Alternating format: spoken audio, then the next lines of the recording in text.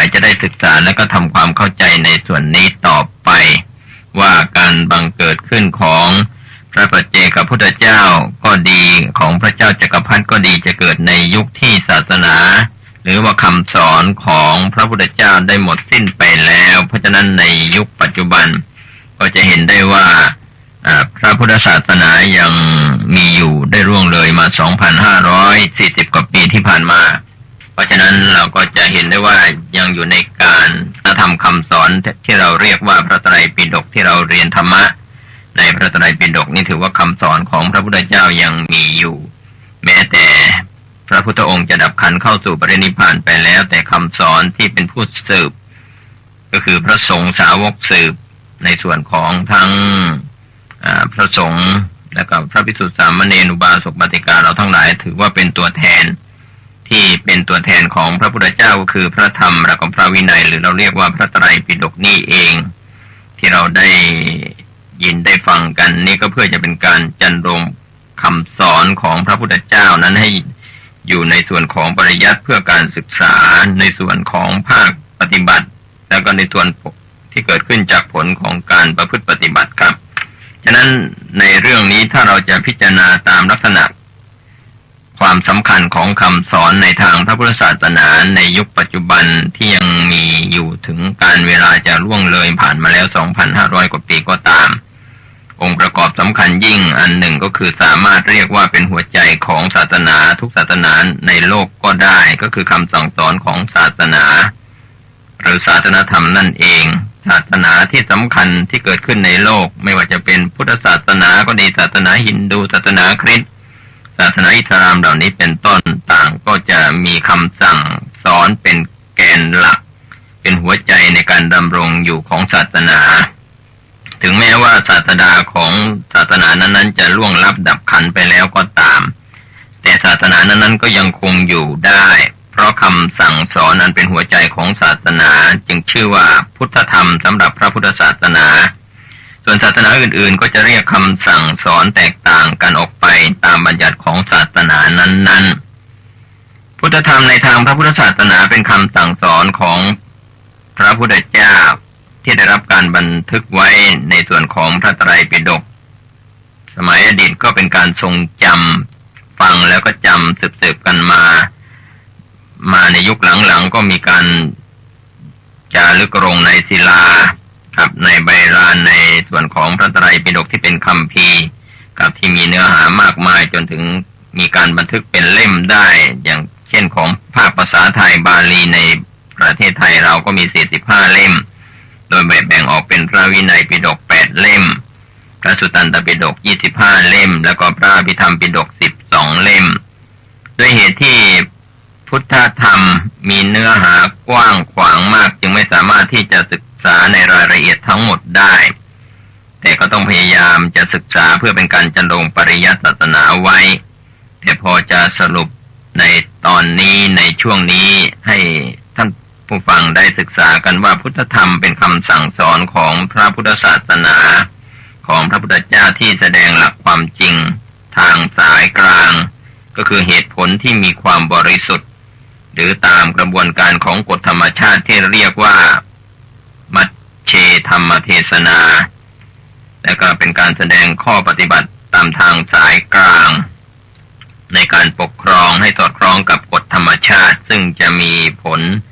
ทำให้ชีวิตมีความสุขและก็สะอาดสว่างสงบเป็นอิสระที่เรียกว่ามัชฌิมาปฏิปทาอีกอย่างหนึ่งพุทธธรรม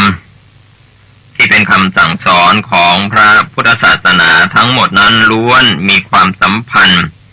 เป็นอันหนึ่งอันเดียวกันกับหลักธรรมที่เป็นแกนกลางของคำสั่งสอนก็คือหลักอริยสัจธรรมทั้งสี่หรือกล่าวอีกในหนึ่งว่าอริยสัจสี่ก็เป็นโครงสร้างหลักของพุทธธรรมทั้งหมดอริยสัจสี่ก็ถือว่าเป็นโครงสร้างหลักของพุทธธรรมทั้งหมดในฐานะที่อริยสัจสี่เป็นโครงสร้างหลักของพุทธธรรมทั้งหมดเราก็สามารถมองความสัมพันธ์ระหว่างหลักอริยสัจสี่และพุทธธรรมทั้งหมดเหล่านี้เกี่ยวโยงซึ่งกันและกันครับในส่วนของมรรคมีองค์8หรือว่ามัชฌิมาปฏิปทานั้นเราคงจะได้ขยายเนื้อความ แล้วก็ในส่วนของอริยสัจสี่ก็เช่นเดียวกันฉะนั้นในส่วนนี้เราก็คงจะต้องทราบในรายละเอียดที่ละเอียดลงไปในสูตรที่เราจะได้นำมาแสดงในเรื่องนี้ส่วนใหญ่ก็จะอยู่ในธรรมจักรกับปวัตนสูตรครับในเรื่องของมรรคมีองค์8ที่พระพุทธองค์ทรงแสดงแก่ปัญจวัคคีย์ที่ไปสิปัตนมฤคทายวันเราคงจะได้นำสูตรนี้มาขยายเนื้อความกันให้ท่านได้ศึกษาและทำความเข้าใจกันต่อไปในวันนี้ผมได้นำเรื่องของพุทธธรรมข้อแรกก็คืออริยสัจสี่ซึ่งเป็นคำสอนในเรื่องของพระพุทธศาสนามีความสัมพันธ์เกี่ยวกับหลักธรรมมันเป็นแกนกลางทางคำสอนก็คืออริยสัจสี่อริยะแปลว่าห่างไกลจากกิเลสสัจจะแปลว่าความจริงความจริงที่ห่างไกลจากกิเลสก็ถือว่าเป็นโครงสร้างหลักของพุทธธรรมในส่วนของอริยสัจธรรมถือว่าเป็นพุทธธรรมข้อแรกก็มีทุกข์สมุทัย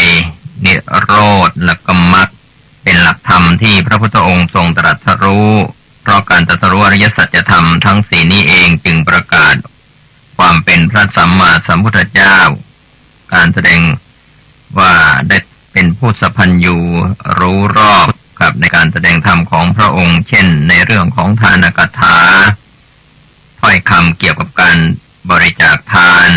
ศีลกถาถ้อยคำที่เกี่ยวกับการรักษาศีลสักขกถาถ้อยคำที่เกี่ยวกับการบำเพ็ญกองการกุศลเพื่อไปสู่เทวโลกเหล่านี้เป็นต้นเป็นเบื้องต้นแล้วก็จะนำสู่อริยสัจสี่อันเป็นหลักธรรมที่เป็นแกนกลางแล้วก็เป็นหลักธรรมที่นำไปสู่ความหลุดพ้นจากทุกข์ได้ในที่สุดด้วยเหตุที่พระพุทธเจ้าทรงตรัสรู้เป็นพระสัมมาสัมพุทธเจ้าด้วยอริยสัจสี่การที่บรรลุธรรมที่ใต้ต้น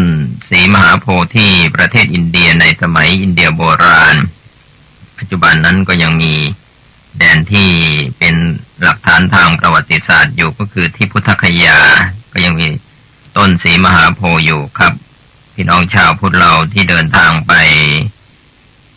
นมัสการสังเวชนียสถาน4แห่งสถานที่ประสูติอยู่ที่เนปาลสวนลุมพินีครับส่วนที่เหลืออีก3แห่งในปัจจุบันนั้นก็อยู่ในอินเดียเช่นสถานที่ตรัสรู้อยู่ที่พุทธคยาแล้วก็ในส่วนของการแสดงธรรมนั้นก็อยู่ที่สารนาถส่วนสถานที่ปรินิพพานนั้นก็อยู่ที่กุสินาราครับอินเดียนั้นในปัจจุบันนั้นยังมี3สังเวชนียสถานที่เหลืออยู่ก็คือที่พุทธคยาสารนาถกุสินาราครับส่วนสถานที่ประสูติก็เป็นอินเดียโบราณแต่ว่าในปัจจุบันอยู่ในเขตของเนปาลไปแล้วหลักฐานทางประวัติศาสตร์เหล่านี้ครับที่จะเป็นเครื่องยืนยันในการตรัสรู้ขององค์สมเด็จพระสัมมาสัมพุทธเจ้าและพุทธศาสนาหรือว่าพุทธธรรมก็ขยายไปยังดินแดนต่างๆครับการที่พระสัมมาสัมพุทธเจ้าได้ตรัสรู้อริยสัจทั้ง4มีทุกข์สมุทัยนิโรธมรรคทุกข์นั้นเป็นผลสมุทัยเป็นเหตุของฝ่ายความทุกข์ความเดือดร้อนสมุทัยก็คือโลภะความอยากนี่ก็เป็นสิ่งที่จะทำให้เราเกิดทุกข์เกิดโทษเกิดอันตรายเกิดภัยในวัฏสงสารทั้งหลายก็คือตัณหา3กามตัณหาภวตัณหาและก็วิภวตัณหาครับก็เป็นเรื่องของความโลภที่ยังมีอยู่ในขันธสันดานของสรรพสัตว์ทั้งหลายไม่ว่าจะเป็นสัตว์อบายภูมิทั้ง4มีสัตว์นรกเปรตอสุรกายสัตว์เดรัจฉานมนุษย์แล้วก็ไปเทวดา6ชั้นรูปพรหม16แล้วก็รูปพรหมอีก4รวมแล้วก็เป็น31ภพ31ภูมิในภพภูมิเหล่านั้นก็ยังมีภพภูมิที่ยังเวียนว่ายตายเกิดอยู่เรียกว่ามีสมุทัยก็คือตัวตัณหาพาไปให้เป็นเหตุให้เกิดในภพน้อยภพใหญ่ส่วนทุกข์นั้นเป็นผลจากสมุทัยครับอันนี้ก็เป็นฝ่ายที่เวียนวนอยู่ในวัฏสงสารที่องค์สมเด็จพระสัมมาสัมพุทธเจ้าได้ดำเนินตามทางสายกลางในช่วงแรกที่เราได้เรียนรู้ในธรรมจักรกับปวัตตนสูตรนั้นจะเห็นได้ว่าก็มีธรรมที่เป็นส่วนสุด2ประการ กามสุขันลิกานุโยคก็คือทางแห่งการหมกมุ่นในกามก็เป็นเรื่องของผู้ที่ครองเรือนไม่ว่าจะเป็นพระราชามหากษัตริย์ก็ดีข้าพดีเศรษฐีผู้มีการเรียนรู้เป็นพรามณาจารย์ก็ดีเป็นเศรษฐีก็ดีก็ยังเป็นเรื่องที่หมกมุ่นในเรื่องของกามครับที่ยังไม่ได้สละเพศจากการเป็นนักบวชครับในส่วนนี้ก็ถือว่าเป็นส่วนสำคัญฉะนั้นในกามสุขันลิกานุโยคทางส่วนสุดเอียงไปทางกามก็เป็นทางที่เอียงไป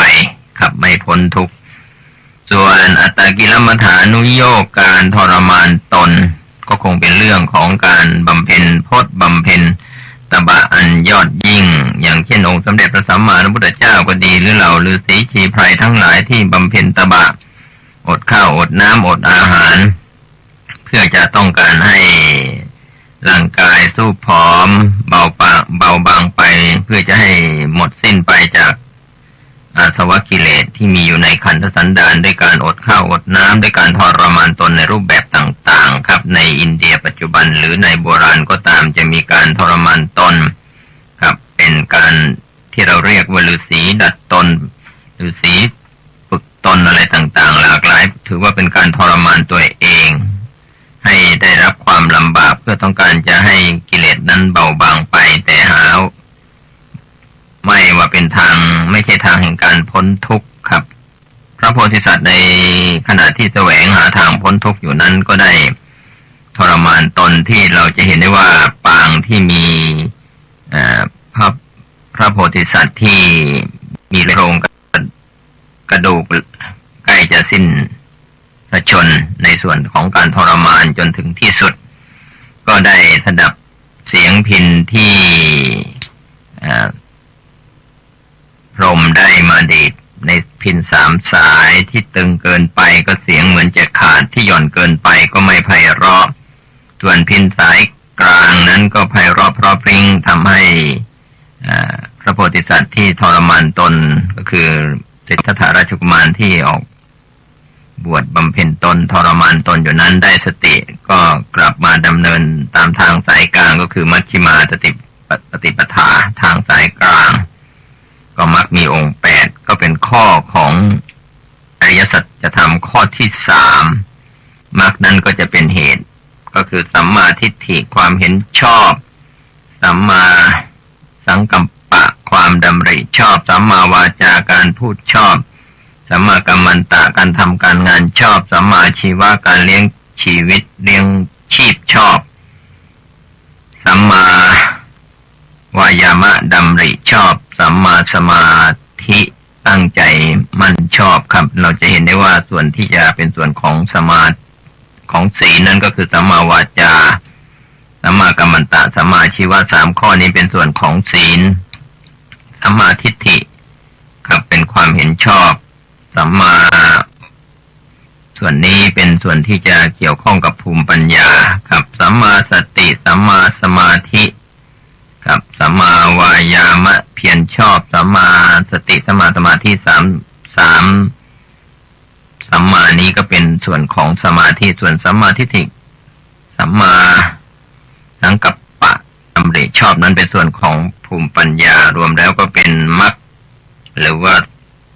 มักมีองค์8ครับ8ข้อ8ประการย่นย่อเราจะเห็นได้ว่าขึ้นต้นด้วยสัมมาทิฏฐิเอาปัญญาขึ้นก่อนปัญญาแล้วก็มาศีลแล้วก็มาสมาธิจะอย่างไรก็ตามในมักมีองค์8นั้นก็จะเป็นอันเดียวแล้วก็เนื่องซึ่งกันและกันเชื่อมโยงซึ่งกันและกันฉะนั้นจะต้องเป็นไปพร้อมด้วยศีลสมาธิปัญญาหรือว่าปัญญาสมาธิศีลศีลสมาธิปัญญาหรือว่าปัญญาศีลสมาธิอย่างใดอย่างหนึ่งก็กลับไปกลับมาก็จะเป็นเหตุจะเป็นมัคคะสมังคีจะมีความพร้อมเพรียงกันในโอกาสที่บุคคลหรือพระโยคีที่เจริญวิปัสสนากรรมฐานนั่นจะเป็นผู้ดำเนินไปตามทางสายกลางเรียกว่ามัคมีองค์8สติปัฏฐาน4ครับพระวิปัสสนาจารย์ที่สอนภาคปฏิบัติอยู่ได้เน้นในเรื่องของ มัชฌิมาปฏิปทาทางสายกลางนี้เป็นหลักครับก็กำหนดในสติปัฏฐานสี่ในกายในเวทนาในจิตในธรรมเพราะฉะนั้นก็คงจะเกี่ยวเนื่องกับอริยสัจสี่เมื่อพูดถึงเรื่องของพุทธธรรมข้อแรกนี้ก็จะเกี่ยวข้องกับภาคปฏิบัติวิปัสสนากรรมฐานด้วยเรื่องเหล่านี้คงจะไปเน้นกันในภาคปฏิบัติวิปัสสนากรรมฐานจะมีพระวิปัสสนาจารย์หรือวิทยากรที่ได้ผ่านการปฏิบัติจะได้มาพูดเสริมในส่วนของภาคปฏิบัติอีกครั้งหนึ่งส่วนเรื่องของการเรียนอริยสัจสี่ในข้อพุทธธรรมข้อแรกที่เกี่ยวกับทุกข์สมุทัยนิโรธมรรคนั้นคงจะนำเสนอโดยย่อๆพอเป็นแนวทางว่าอะไรเป็นเหตุอะไรเป็นผลฉะนั้นอริยสัจสี่นั้นสมุทัยคือตัวตัณหาเป็นเหตุให้เกิดทุกข์ส่วนทุกข์นั้นเป็นผลของตัณหาที่พาให้เราเวียนว่ายตายเกิดนั้นฉะนั้นเราจะเป็นหญิงเป็นชายเป็นมนุษย์เป็นเทวดาเป็นพรหมเป็นสัตว์อบายอย่างใดก็แล้วแต่ครับก็ถือว่าเป็นเหตุให้เราต้องเวียนว่ายตายเกิดก็คือทุกข์เป็นผลส่วนมรรคมีองค์8นั้นก็เป็นเหตุ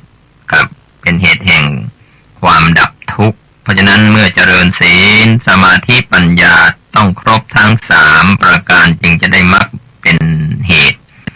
แล้วก็มีนิโรธความดับทุกข์ก็คือพระนิพพานดับนิโรธตัวนี้ดับก็คือตัณหา3อย่างกามตัณหาวิภวตัณหาแล้วก็วิภวตัณหาตัณหาทั้ง3นั้นก็จะดับไปครับเป็นพระอริยบุคคลตั้งแต่พระโสดาบันพระสกิทาคามีพระอนาคามีและพระอรหันต์ครับอันนี้ถือว่าพระยาเจ้าเท่านั้นที่รู้แจ้งในอริยสัจธรรมทั้ง4อย่างแท้จริงส่วนปุถุชนนั้นก็เป็นผู้ที่ศึกษาเล่าเรียนปริยัติธรรมหรือเจริญภาวนาครับถ้ายังไม่ผ่านโลกิยธรรมหรือวิปัสสนาญาณชั้นโคตรภูญาณเข้าสู่มรรคญาณผลญาณครับก็จะยังไม่ชื่อว่าเข้าไปสู่แดนของอริยะในยสัจธรรมทั้ง4ก็จะเห็นได้อย่างชัดเจนว่าทุกข์สมุทัยนิโรธมรรคนั้นเป็นอย่างไรสำหรับพระอริยะส่วนในภาคปุถุชนหรือคนที่เป็นบุคคลธรรมดาที่เราเรียกว่าปุถุชนทั้งกัลยาณปุถุชนปุถุชนที่ดีงามแต่ยังมีกิเลสอยู่ก็ตามหรืออันธปุถุชนปุถุชนที่บอดด้วยยังมีกิเลสเครื่องเศร้าหมองด้วยนั้นก็ถือว่ายังต้องเวียนว่ายตายเกิดในแดนแห่งสมุทัยเป็นเหตุให้เกิดทุกข์หมุนเวียนกันไปทำความดีก็มาเกิดเป็นมนุษย์เป็นเทวดาเป็นพรหมเมื่อสิ้นจากบุญกุศลคุณงามความดีเหล่านั้นเมื่อทำความชั่วเป็นเหตุก็จะส่งผลให้ไปบังเกิดเป็นสัตว์อบายสัตว์นรกเปรตอสุรกายสัตว์เดรัจฉานเหล่านี้หมุนเวียนกันไปกันมาครับในส่วนนี้ถือว่าอริยสัจธรรมเป็นประการแรกส่วนประการที่2นั้นพระสารีบุตรเถระซึ่งเป็นอัคคสาวกเบื้องขวาเป็นผู้ทรงปัญญาเป็นปราชญ์ที่สำคัญยิ่งในทางพระพุทธศาสนาชื่อว่าเป็นอัคคสาวกเบื้องขวาของพระพุทธเจ้านั้นก็ได้กล่าวถึงอริยสัจสี่ในแง่เป็นโครงสร้างหลักของพุทธธรรมมีใจความตอนหนึ่งดังนี้ท่านผู้มีอายุทั้งหลายรอยเท้าของสัตว์ทั้งหลายที่เที่ยวไปบนผืนแผ่นดินทั้งหลายทั้งปวงย่อมประชุมลงในรอยเท้าช้าง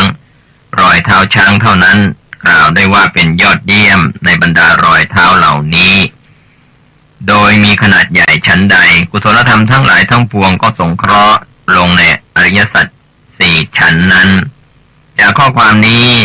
แสดงให้เห็นว่าหลักธรรมทั้งหลายของพระพุทธศาสนานั้นล้วนมีโครงสร้างมาจากอริยสัจ4ก็คือเป็นหลักธรรมที่แสดงถึงความจริงตามธรรมชาติที่เป็นไปเพื่อให้รู้จักทุกข์เหตุเกิดแห่งทุกข์พระศาสนาอริยสัจ4ชั้นนั้นจากข้อความนี้แสดงให้เห็นว่าหลักธรรมทั้งหลายของพระพุทธศาสนานั้นล้วนมีโครงสร้างมาจากอริยสัจ4ก็คือเป็นหลักธรรมที่แสดงถึงความจริงตามธรรมชาติที่เป็นไปเพื่อให้รู้จักทุกข์เหตุเกิดแห่งทุกข์ความดับทุกข์แล้วก็เป็นหลักธรรมเพื่อปฏิบัติให้ถึงความดับทุกข์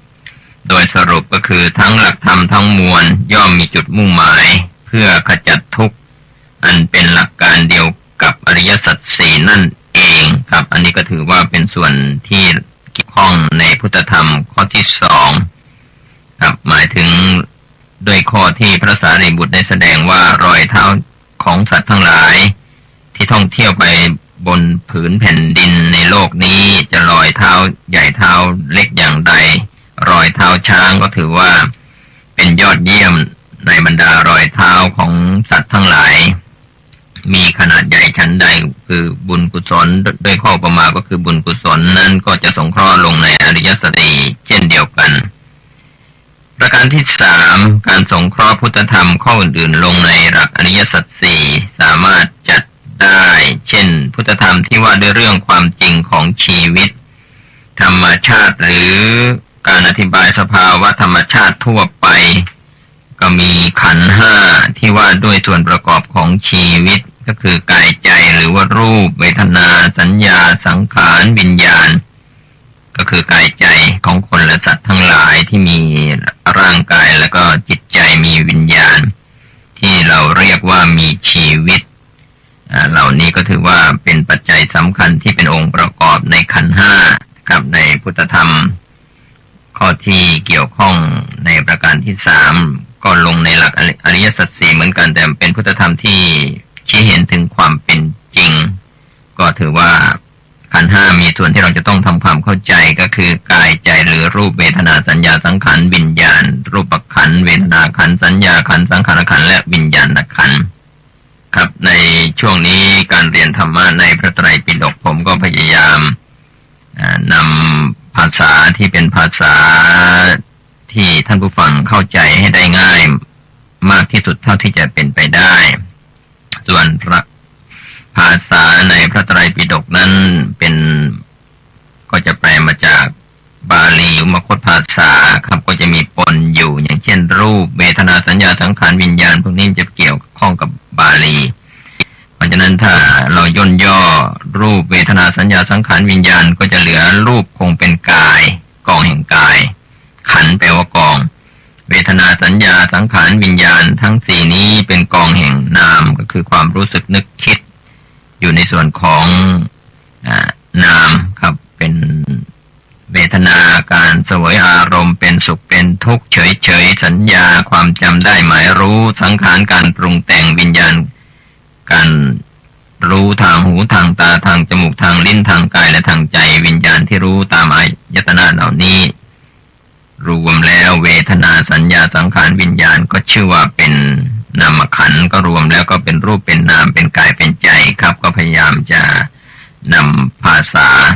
อย่างเช่นพุทธธรรมนี่ก็เป็นศัพท์ภาษาในทางพระพุทธศาสนาพุทธะแปลว่าผู้รู้ผู้ตื่นผู้เบิกบานธรรมครับเป็นสภาวธรรมที่ไม่ใช่สัตว์ไม่ใช่ชีวิตเป็นแต่สภาวะนิสัตตานิชีวสภาวะครับอันนี้ก็ชื่อว่าธรรมะหรือสภาพที่ทรงความเป็นจริงไว้ก็รวมแล้วก็คือพุทธธรรมธรรมที่มีความจริงปรากฏพิสูจน์ได้ในส่วนของวัดพระสิงห์วรมหาวิหารโรงเรียนธรรมราชศึกษาห่วงกับเทศบาลนครเชียงใหม่ขอเชิญห่วงพิธีบรรพชาสามเณรภาคฤดูร้อนครั้งที่26เฉลิมพระเกียรติพระบาทสมเด็จพระวชิรเกล้าเจ้าอยู่หัวรัชกาลที่10เฉลิมพระเกียรติสมเด็จพระกนิษฐาธิราชเจ้ากรมสมเด็จพระเทพรัตนราชสุดาสยามบรมราชกุมารีเนื่องในวโรกาสเจริญพระชนมายุ70 พรรษาระหว่างวันที่2ถึง13เมษายนพุทธศักราช2568ตามกำหนดการดังต่อไปนี้วันที่1เมษายนพุทธศักราช2568เวลา 14 นาฬิกาพิธีปลงผมณอาคารเรืองวิสุทธิ์โรงเรียนธรรมราชศึกษาวันพุธที่2เมษายนเวลา 8 นาฬิกาพิธีบรรพชาณพระวิหารหลวงวัดพระสิงห์วรมหาวิหารอำเภอเมืองจังหวัดเชียงใหม่ในงานนี้ขอเชิญเป็นเจ้าภาพบรรพชาสามเณรรูปละ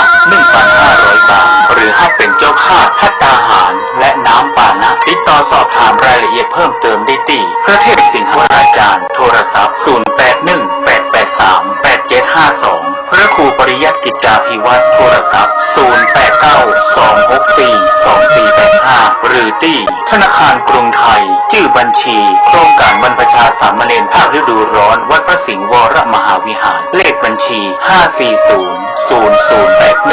480 ได้ตั้งแต่วันนี้เป็นต้นไป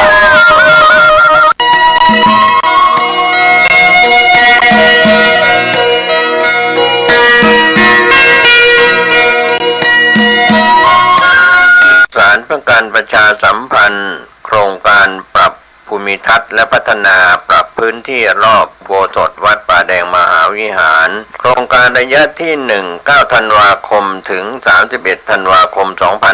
2567ถึง20 มกราคมถึง21 ธันวาคม 2568มติคณะกรรมการบริหารวัดป่าแดงมหาวิหารครั้งที่ 4/2567 ได้เห็นชอบและอนุมัติให้ดำเนินโครงการใช้เงินบริจาคและเงินสะสมของวัดเพื่อพัฒนา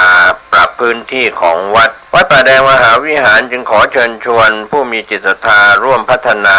เพื่อถวายเป็นพระราชกุศลถวายพระเจ้าสามฝั่งแกนและพระเทวีพระเจ้าติโลกราชพระเมืองแก้วและอดีตเจ้าอาวาสวัดป่าแดงมหาวิหารมี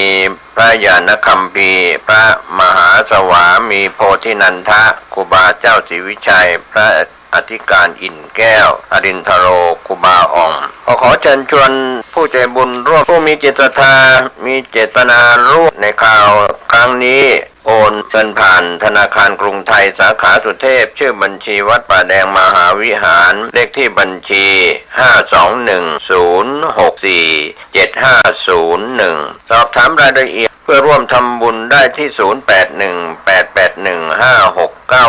ก็เป็นโครงการปรับภูมิทัศน์และพัฒนาปรับพื้นที่รอบอุโบสถวัดป่าแดงมหาวิหารตำบลสุเทพอำเภอเมืองเชียงใหม่จังหวัดเชียงใหม่โครงการนี้เริ่มดำเนินการท่านที่จะร่วมบุญร่วมกุศลร่วมอนุโมทนาได้บุญได้กุศลได้ความดีโดยทั่วหน้ากัน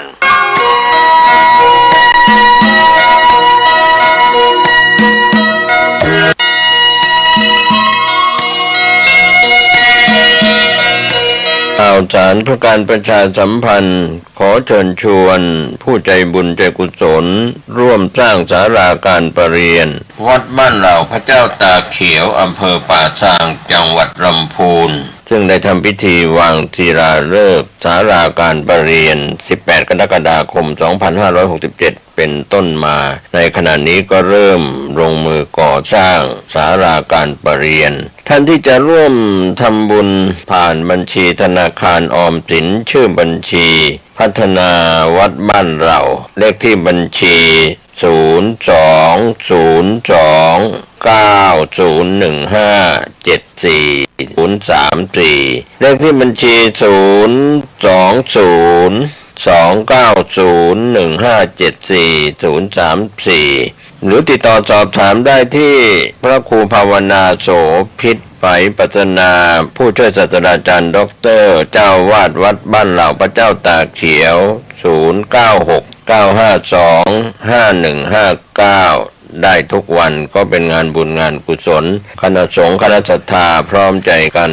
สร้างศาลาการประเรียนวัดบ้านเหล่าพระเจ้าตาเขียวอำเภอป่าซางจังหวัดลำพูนได้อนุโมทนาบุญร่วมกันมีความสุขในเทศกาลเข้าพรรษาออกพรรษาโดยทั่วหน้ากัน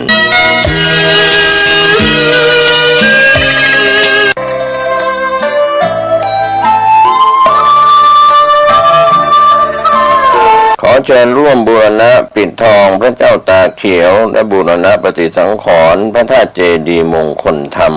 ณวัดบ้านเหล่าพระเจ้าตาเขียวตำบลบ้านเรือนอำเภอป่าซางจังหวัดลำพูนได้รับเมตตาธรรมจากพระธรรมเสนาบดีรองเจ้าคณะภาค7เจ้าวาดวัดพระธาตุดอยสุเทพราชวรวิหารเป็นประธานที่ปรึกษาโครงการมีพระเทพรัตนนายกเจ้าคณะจังหวัดลำพูนเจ้าวาดวัดพระธาตุธริพุนชัยวรมหาวิหารประธานโครงการบูรณะโดยมีพระครูภาวนาโสภิตฝ่ายวิปัสสนาผู้ช่วยศาสตราจารย์ด็อกเตอร์เจ้าวาดวัดบ้านเหล่าพระเจ้าตาเขียวรองประธานโครงการบูรณะท่านที่จะร่วมบุญบูรณะได้ที่บัญชีวัดบ้านเราพระเจ้าตาเขียวธนาคารธกส.เลขที่บัญชี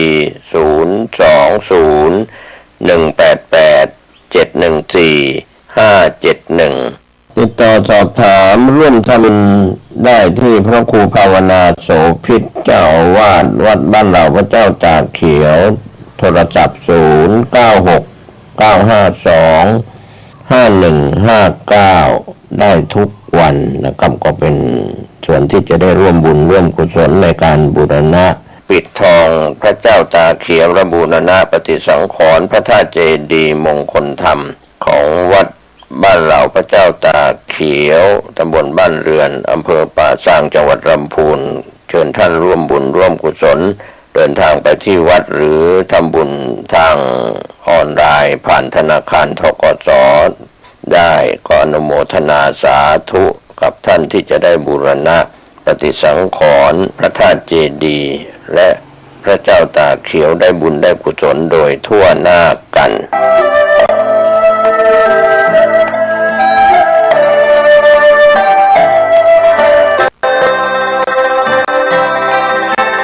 ท่านผู้ฟังที่เคารพรายการธรรมะในวันนี้ก็เป็นการศึกษาพุทธบารมีในช่วงหลายตอนที่ผ่านมาผมยังนำพาท่านผู้ฟังในรายการธรรมะวันนี้ได้ศึกษาการบำเพ็ญบุญกุศลบุญบารมีของพระโพธิสัตว์จากอดีตสู่ปัจจุบันกว่าจะได้ตรัสรู้เป็นพระสัมมาสัมพุทธเจ้าก็มีเนื้อหาสาระธรรมะที่น่าสนใจครับในช่วงนี้ไปฟังเรื่องของพุทธบารมี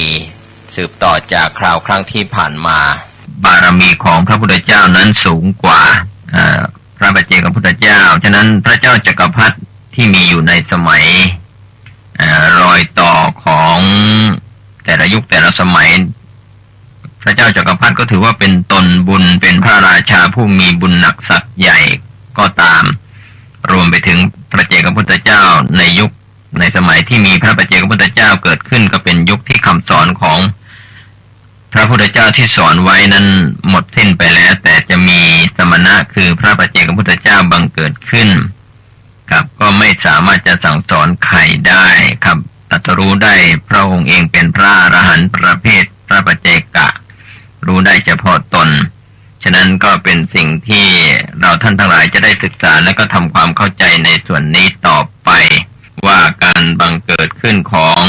พระปัจเจกพุทธเจ้าก็ดีของพระเจ้าจักรพรรดิก็ดีจะเกิดในยุคที่ศาสนาหรือว่าคำสอนของพระพุทธเจ้าได้หมดสิ้นไปแล้วเพราะฉะนั้นในยุคปัจจุบันก็จะเห็นได้ว่าพระพุทธศาสนายังมีอยู่ได้ร่วงเลยมา 2,540 กว่าปีที่ผ่านมาเพราะฉะนั้นเราก็จะเห็นได้ว่ายังอยู่ในการทำคำสอนที่เราเรียกว่าพระไตรปิฎกที่เราเรียนธรรมะในพระไตรปิฎกนี่ถือว่าคำสอนของพระพุทธเจ้ายังมีอยู่แม้แต่พระพุทธองค์จะดับขันธ์เข้าสู่ปรินิพพานไปแล้วแต่คำสอนที่เป็นผู้สืบก็คือพระสงฆ์สาวกสืบในส่วนของทั้งพระสงฆ์และก็พระภิกษุสามเณรอุบาสกบาติกาเราทั้งหลายถือว่าเป็นตัวแทนที่เป็นตัวแทนของพระพุทธเจ้าก็คือพระธรรมและก็พระวินัยหรือเราเรียกว่าพระไตรปิฎกนี่เองที่เราได้ยินได้ฟัง